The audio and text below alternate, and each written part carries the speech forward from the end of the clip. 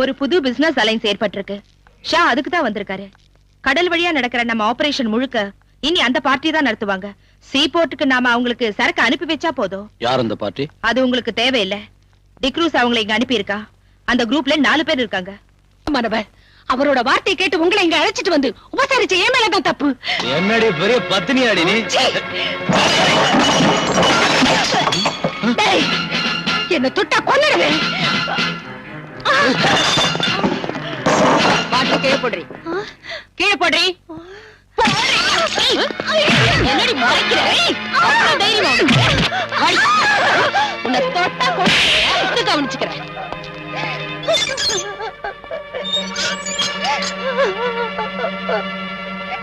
அவ பீச்சில் உள்ள ஒரு லோக்கல் பிராஸ்டியூட்.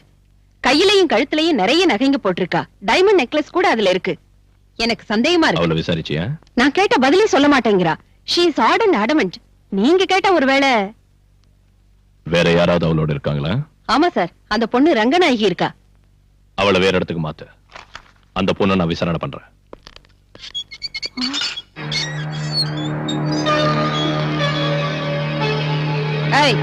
எழுந்திருடி. உங்ககிட்ட இருந்து உண்மை எப்படி வரவழைக்கிறதுன்னு எனக்கு தெரியும். போடிங்க. ஐயோ, என்ன ஒண்ணு செய்யாதீங்க. என்ன ஒண்ணு செய்யாதீங்க. உண்மை சொல்ல போறியா இல்லையா? எனக்கு ஒண்ணு தெரியாது. இப்ப சொல்லல, நாளைக்கே கொன்னுடுவேன். எனக்கு ஒண்ணு தெரியாது. சொல்லு. என்ன ஒண்ணு செய்யாதீங்க. எனக்கு நொறுக்கிடுவேன். சொல்லு. எனக்கு ஒண்ணு தெரியாது. சொல்லு. என்ன ஒண்ணு செய்யாதீங்க. எனக்கு ஒண்ணு தெரியாது. சொல்லுடி. என்ன ஒண்ணு செய்யாதீங்க. எனக்கு ஒண்ணு தெரியாது. உண்மையை சொல்ல போறியா இல்லையா? எனக்கு ஒண்ணு தெரியாது. சொல்லுடி. அந்த கம்பி எடுத்து இவளுக்கு சூடு போடுங்க. இப்படி கம்பியை பழுக்க வச்சு சூடு போடுறதுல பிரயோஜனம் இல்ல தட்சாயினி. எலக்ட்ரிக் ஷாக் கொடுங்க. உண்மையை சொல்லுவா.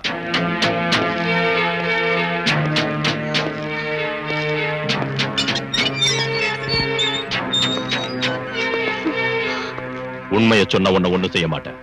இல்லன்னா உன்னோட பணம் தான் இங்கிருந்து வெளியே போகும். உண்மையை சொல்லிடுறேன் சார். யார் உன்னோட சேர்ந்து குடிச்சவங்க? யாருன்னு தெரியாது. எனக்கு வேண்டிய ஒருத்தர் அவங்களை அனுப்பி வச்சாரு. பின்ன ஏன் பார்ல அந்த பசங்களோட நீ சண்டை போட்ட? போத தலைக்கேறினதும் அதுல ஒருத்தர் என் மேல கை வச்சா. நான் அந்த மாதிரி ஆள் இல்ல சார். போலீஸ்காரங்களை பார்த்தது ஓடிட்டாங்க. அவருக்கு தெரிஞ்சு அவங்களை கொன்னுடுவாரு. அவருன்னு சொல்றியா? அந்த ஆள் யாருடி? சொல்லுடி. டிக்ரூஸ். அவன் இப்ப எங்க இருக்கான்? கடல்ல. இந்த ஜுவல்ஸ் எல்லாம் உனக்கு டிக்ரூஸ் தந்த அன்பளிப்பு இல்ல? இதோட மிச்சம் இன்னும் இருக்கணுமே. அது இப்ப எங்க இருக்கு? சொல்லுடி. இல்லன்னா ஒண்ணு எலக்ட்ரிக் ஷாக் வேணுமா உனக்கு? தாட்சாயினே, இவ்வளவு உள்ள கூட்டிட்டு போ. வேண்டாம் சார், நான் சொல்லிடுறேன்.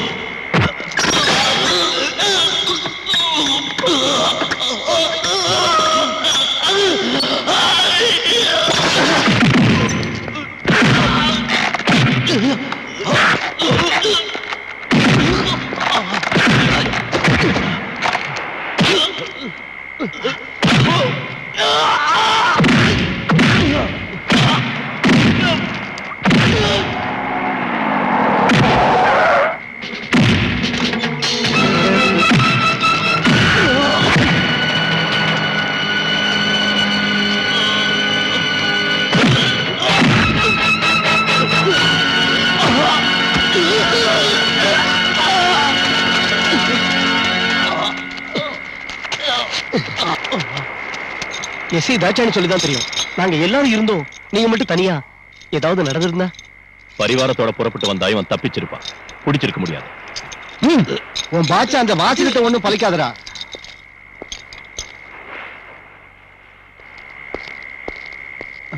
இந்த பி கேர்ஃபுல். ஸ்டேஷன்ல என்னோட செல்ஃப்ல வைங்க. சார்.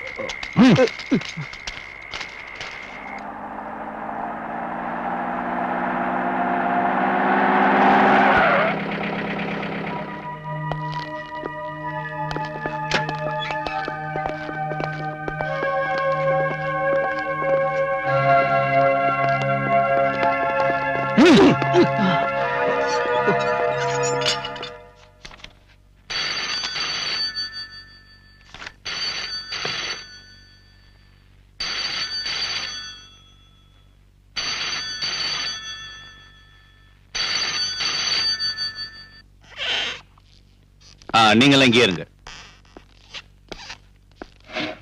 வக்கீல் சார் உட்காருங்க.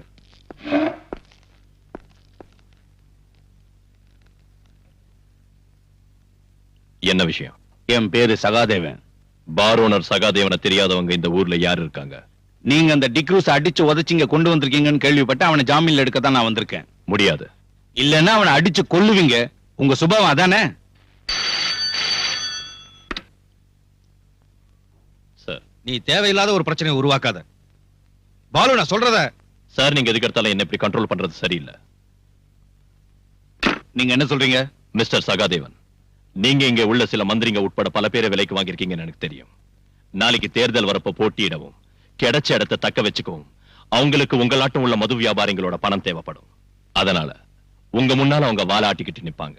என்கிட்ட அது நடக்காது. நீங்க இப்படி பேசுறது சரியில்லை. சட்டப்படி நீங்க சட்டத்தை பத்தி தெரியும் மிஸ்டர். கைது செய்யப்பட்டவனை 24 மணி நேரம் கஸ்டடியில வைக்கிறதுக்கு எனக்கு அதிகாரம் இருக்கு. அவனை இங்க உள்ள மது வியாபாரி இல்ல, மாண்புமிகு மந்திரியை சொன்னாலும் நான் விட மாட்டேன். இன்ஸ்பெக்டர், விட மாட்டீங்களா? ஆமா, நீங்க ஜாமீன்ல எடுக்கணும்னு நினைச்சா கோர்ட்டுக்கு வாங்க. அங்கே நாளை காலையில நான் அவனை ஆஜராக்குவேன்.